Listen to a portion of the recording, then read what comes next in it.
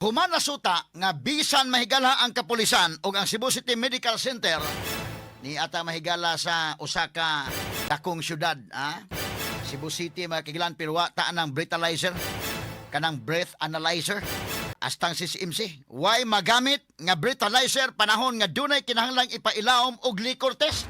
Ihap-ihapon lang mahigala og kuan. Gitawag nga day mga higalag sobriety test, Muna nga dito sa US, dito sa uban nga mga kanasuran, istrikto gid sila. Kanang mga drivers dito, dili mo drive kung makainom sila. Kay oras mga higala nga mo drive sila, maparahan sila bisag way disgrasya, unya maparahan ka mga kailangan checkpoint pananglitan.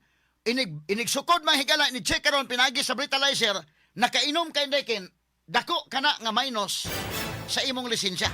Dako kana nga demerit sa imong lisensya. Straight to the point. Munang mag-careful gyud ka, mga driver sa ubang kanasuran, careful kayo. Kita nas Pilipinas mahigala porbida ka mga harabas kayo.